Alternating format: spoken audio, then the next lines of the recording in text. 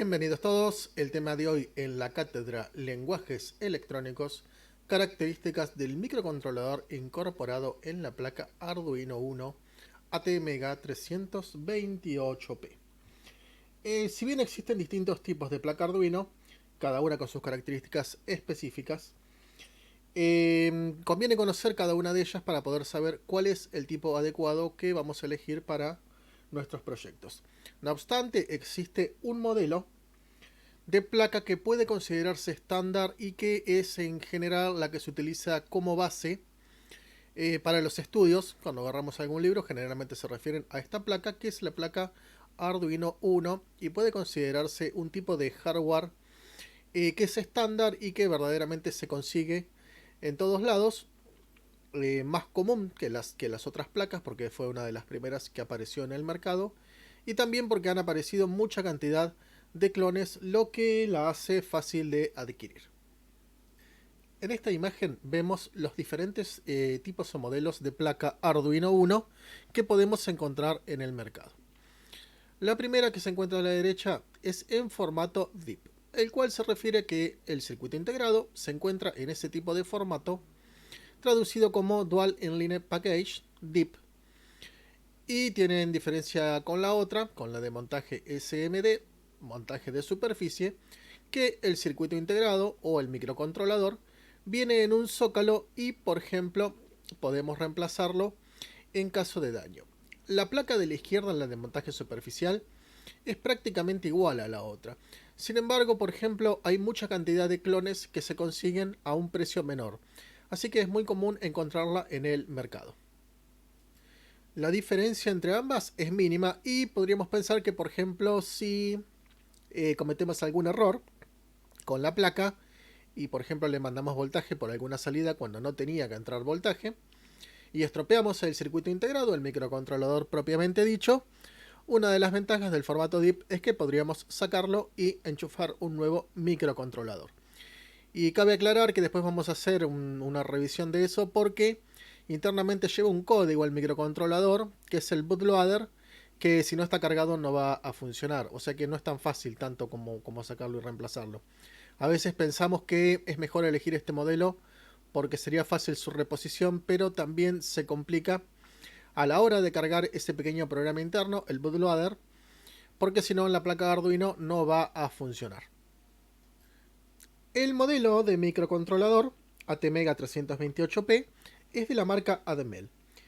Y al igual que ocurre con el resto de los microcontroladores usados en otras placas Arduino, el ATmega 328P tiene una arquitectura del tipo ABR, arquitectura desarrollada por Admel, y en cierta medida competencia de otras arquitecturas, como por ejemplo el PIC del fabricante Microchip. Acá cabe aclarar que, por ejemplo, yo he utilizado ambos. He utilizado PIC y he utilizado procesadores ATmega, y verdaderamente nunca encontré muchas diferencias. Las familias son prácticamente iguales, y eligiendo uno u otro y diferentes modelos, las prestaciones que he encontrado han sido más o menos las mismas. Aquí hay un poco de rivalidad y un poco de decir o Coca-Cola o Pepsi, o tratar de elegir uno u otro, pero verdaderamente no hay mucha diferencia en lo que se refiere a prestaciones. Y si bien las estructuras internas son diferentes, porque son de distinta marca, en definitiva en la práctica terminan siendo más o menos lo mismo. En este momento es más popular este tipo de plataforma debido a que posee un lenguaje C, que es de código abierto. Entonces, en la mayoría de los casos se elige a la hora de comenzar a programar. Y como se consiguen las placas armadas, por ahí se ha hecho un poco más estándar en el mercado, y nos lleva a inclinarnos por esta plataforma simplemente por el tema del soporte. Observando la imagen, se puede saber qué pin es el que recibe la alimentación eléctrica, y se encuentra señalado como VCC. En ese caso nos referimos a la pata número 7. Podemos saber también qué pines están conectados a tierra. Fíjense que tenemos dos pines de tierra, la número 8 y la número 22. ¿Y qué pines son los puertos de entrada-salida? Señalados como PB, PC o PD. En ese caso tenemos PBX, PCX o PDX en referencia al número de pata. Y cuando se habla de puertos de entrada-salida significa que Estas patas pueden ser tanto entrada o salida dependiendo del programa que estamos ejecutando. Nosotros cuando realizamos el programa elegimos si la pata en particular es entrada o salida, lo cual le da mucha versatilidad porque podemos elegir exactamente para la aplicación cuáles son entradas, cuáles son salidas y permite sacar el máximo provecho a esta limitada cantidad de patas que tiene el chip ATmega, que como ustedes se darán cuenta es de 28 patitas.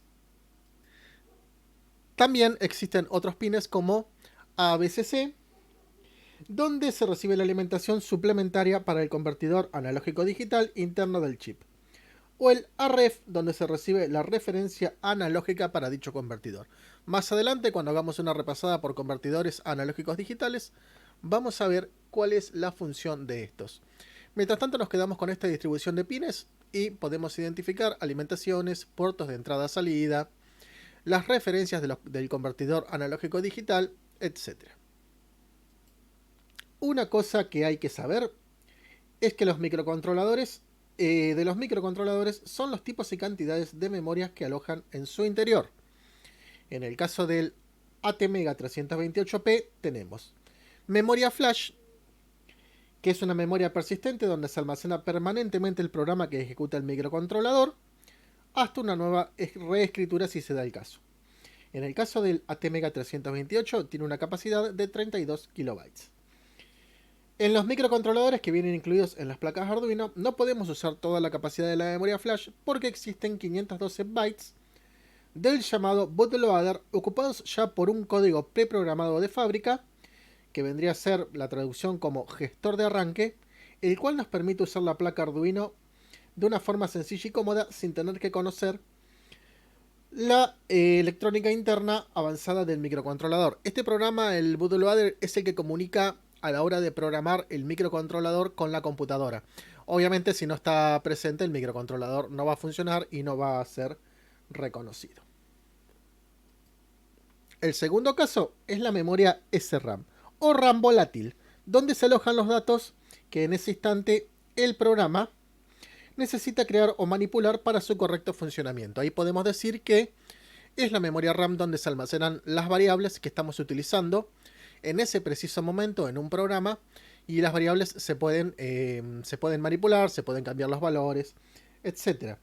Estos datos suelen tener un contenido que cambia a lo largo del tiempo en la ejecución del programa y cada uno es de un tipo concreto.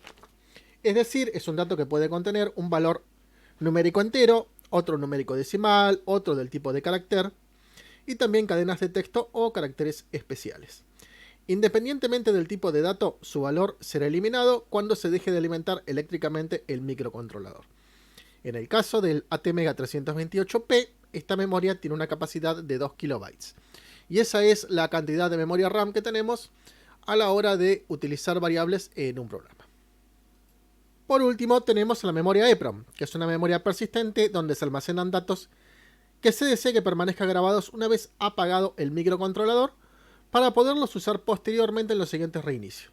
En el caso del ATmega 328, esta memoria tiene una capacidad de 1 kilobyte, que se puede entender como una tabla de 1024 posiciones de 1 byte cada uno. La memoria EPROM podemos usarla o no, es optativa y sirve para guardar datos que queramos que no sean volátiles. Por ejemplo, si estamos haciendo un contador y queremos que la próxima vez que arranque el programa siga contando desde ese punto, vamos a tener que guardar esa variable de la cuenta en la memoria EPROM. Entonces, aunque lo apaguemos, cuando reiniciemos va a seguir contando desde ese punto en particular. Por ejemplo, un caso de utilización de EPROM.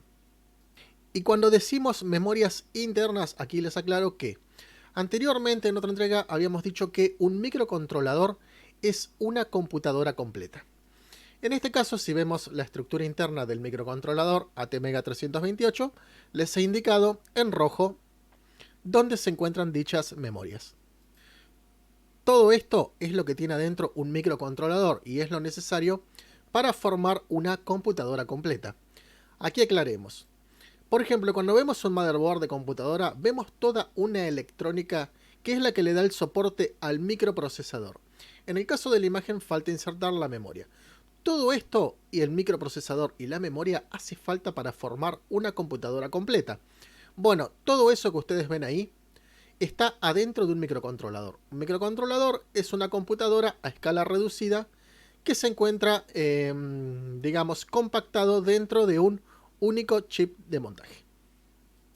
Y aquí estábamos hablando sobre byte k byte y es un buen momento para repasar cómo se mide la cantidad de datos almacenados en una memoria.